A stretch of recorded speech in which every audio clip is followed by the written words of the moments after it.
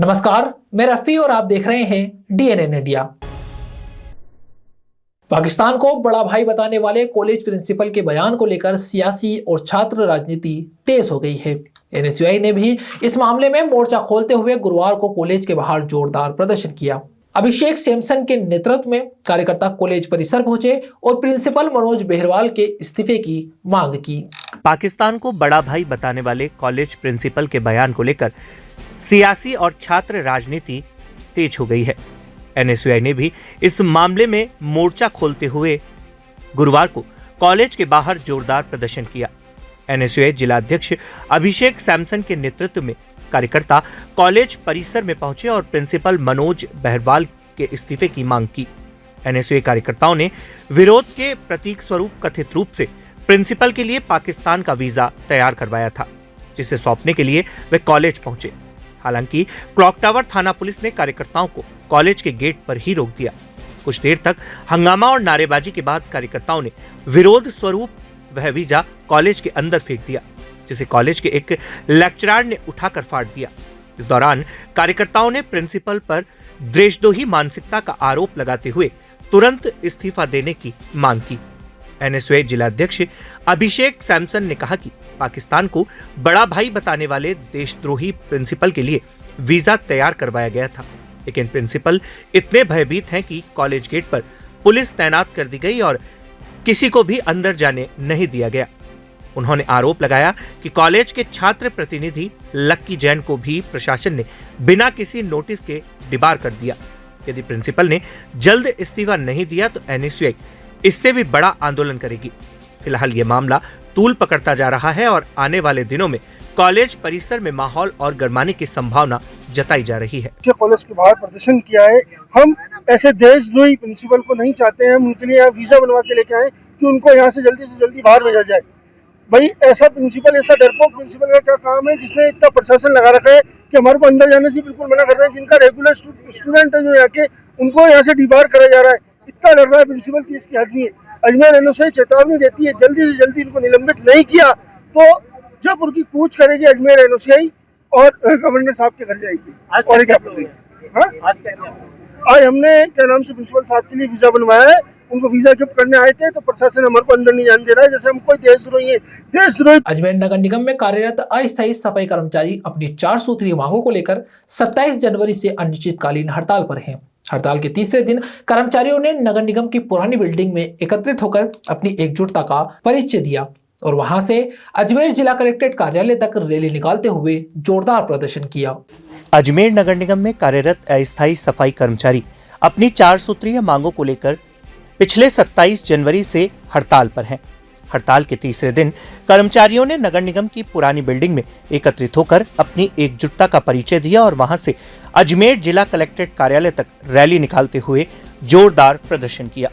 प्रदर्शन के दौरान समाजसेवी विनय कुमार गुजराल और अंकित घारू ने बताया कि ठेकेदार द्वारा लगभग 60 दिनों से अस्थायी सफाई कर्मचारियों का वेतन भुगतान नहीं किया गया है। वेतन नहीं मिलने के कारण कर्मचारियों और उनके परिवारों के सामने गंभीर आर्थिक संकट खड़ा हो गया है। कई कर्मचारी बुनियादी जरूरतें पूरी करने में भी असमर्थ हो चुके हैं। उन्होंने आरोप लगाया कि पूर्व में भी आंदोलन के दौरान कर्मचारियों को झूठे आश्वासन देकर हड़ताल समाप्त करवाई गई थी, लेकिन आज दिनांक तक उनकी एक भी मांग पूरी नहीं की गई। इससे कर्मचारियों में भारी रोष व्याप्त है। अस्थायी सफाई कर्मचारियों ने स्पष्ट चेतावनी दी है कि जब तक उनकी चारों मांगे पूरी नहीं होती है तब तक आंदोलन अनवरत जारी रहेगा। इस हड़ताल का सीधा असर अजमेर स्मार्ट सिटी की सफाई व्यवस्था पर साफ नजर आने लगा है। शहर के कई इलाकों में कचरे के ढेर लगे हुए हैं और गंदगी बढ़ती जा रही है। इसका असर न केवल आमजन पर पड़ रहा है बल्कि धार्मिक नगरी अजमेर में आने वाले देश विदेश के पर्यटकों भी परेशानियों का सामना करना पड़ सकता है। अब बड़ा सवाल यह है कि स्मार्ट सिटी के बड़े बड़े दावों के बीच सफाई व्यवस्था की रीढ़ माने जाने वाली सफाई कर्मचारियों की अनदेखी कब तक होती रहेगी और प्रशासन इस गंभीर समस्या पर कब ठोस कदम उठाएगा। अस्थायी कर्मचारी जो पिछले 2 महीने से नगर निगम हमारा पेमेंट ही नहीं कर रहा है ठेकेदार द्वारा, और अस्थायी कर्मचारियों को अभी तक 2 महीने का पेमेंट नहीं हो पा रहा है। इसीलिए हम 2 दिन की हमारी हड़ताल है। अभी तक हड़ताल जारी है। अभी हम यहाँ जुलूस के माध्यम से कलेक्टर साहब के यहाँ जाकर प्रदर्शन करेंगे और कलेक्टर साहब को विज्ञापन देंगे यदि कलेक्टर साहब भी हमारी नहीं सुनते हैं तो आगे जाकर हम आगे की कार्रवाई करेंगे। क्या मांगे आप लोगों ने? हमारी 3 मांगे, एक तो हमारा जो 2 महीने का वेतन है वो हमें दिया जाए, और हमारी जो तनख्वाह है वो तारीख फिक्स की जाए, क्योंकि हमारे 2-2 महीने हो जाते हैं, तनख्वाह हमारी नहीं मिल पाती। और पीएफ एसआई हमारा अभी तक साल भर हो गया, एक भी कर्मचारी को पीएफ एसआई नहीं दिया जा रहा है। नगर निगम के अंदर जो अस्थायी सफाई कर्मचारी है, आप देख सकते हैं नगर निगम का किस प्रशासन का क्या हाल है। जिस प्रकार जो सफाई कर्मचारी है अस्थायी, उनका 2-2 महीने 3-3 महीने हो जाते हैं और वेतन नहीं होता है समय पर।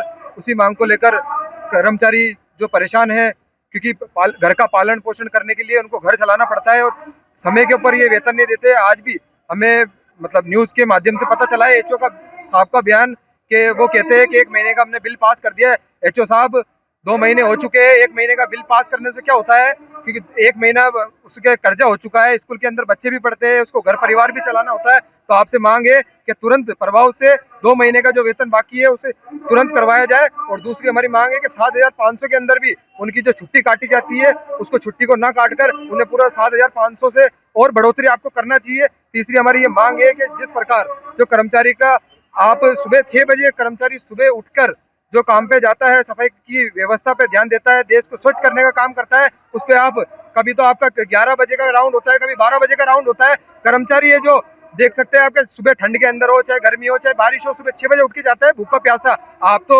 10-10 बजे उठकर ऑफिस के अंदर आके 12 बजे राउंड लेते हैं, और एक कर्मचारी है जो सुबह 6 बजे उठकर सफाई का काम करता है और 10 बजे अपने घर जाने का जो काम करके वो नाश्ता पानी करता है, खाना खाता है। और आप जो 11 बजे उठ के और 12 बजे का आप राउंड लेते हो, तो उसमें कर्मचारी को बार बुलाकर जो परेशान किया जाता है। उसी मांगों को लेकर आज हमने नगर निगम से लेकर कलेक्टर साहब तक हम कूच करेंगे, और प्रशासन से वे कलेक्टर साहब से हम मांग करते हैं कि इस प्रशासन को, नगर निगम प्रशासन को सूद लेनी चाहिए, और जो कर्मचारी का पेमेंट बाकी है उन्हें तुरंत प्रभाव से करना चाहिए पेमेंट। और जो ठेकेदार जो अपनी मनमानी करते हैं, तानाशाही करते हैं, उन्हें तुरंत प्रभाव से उनका ठेका निरस्त करना चाहिए। और नई जो संस्था है, जो अच्छा जिनका रेफरेंस है, उनको टेंडर देकर सफाई कर्मचारी। यूजीसी के नए नियमों पर सुप्रीम कोर्ट द्वारा रोक लगाए जाने के बाद देश भर में विरोध कर रहे संगठनों को बड़ी राहत मिली है।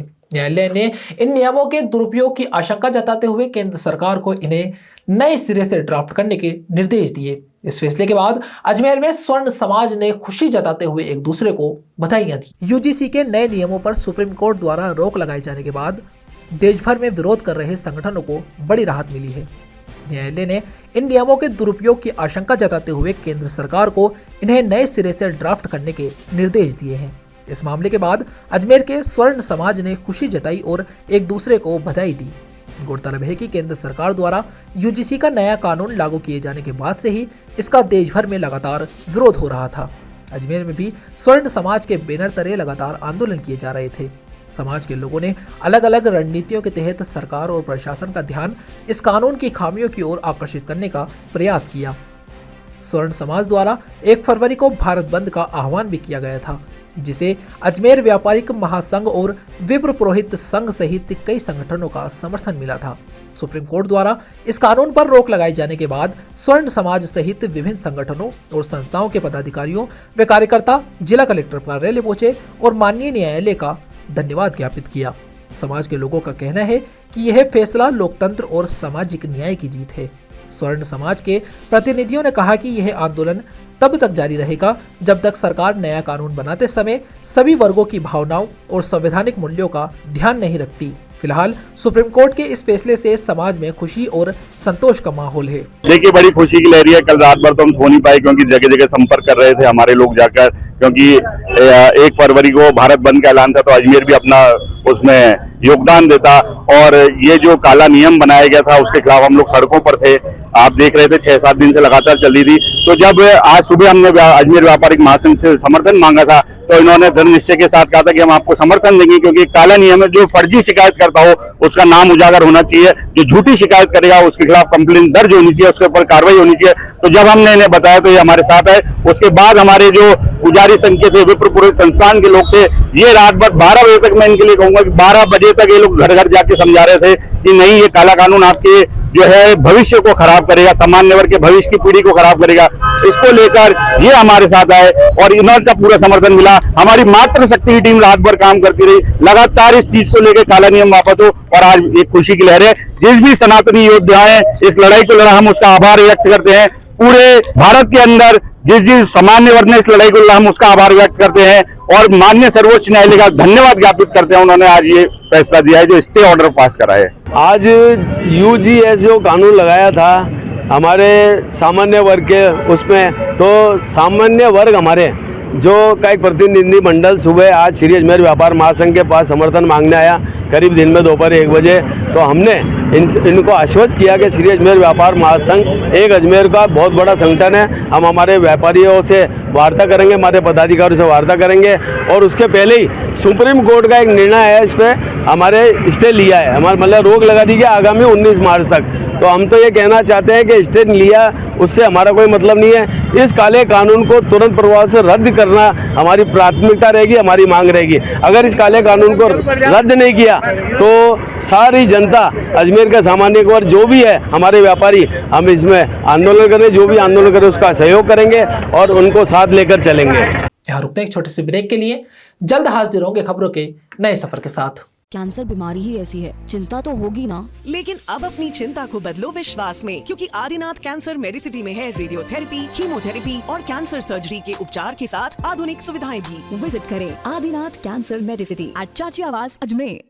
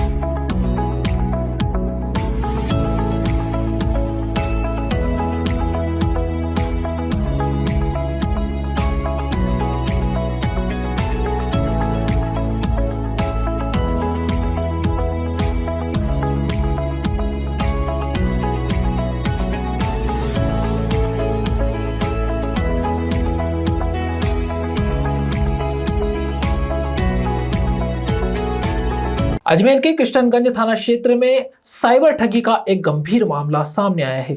साइबर ठगों ने एक युवक के मोबाइल को हैक कर उसके क्रेडिट कार्ड से बिना ओटीपी पूछे करीब 1,87,000 रुपए की ठगी को अंजाम दिया। अजमेर के किशनगंज थाना क्षेत्र में साइबर ठगी का एक गंभीर मामला सामने आया है।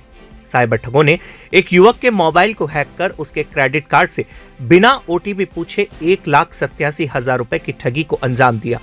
गनीमत रही कि समय रहते कार्ड ब्लॉक कर दिया गया, जिससे आगे की बड़ी ठगी चल गई।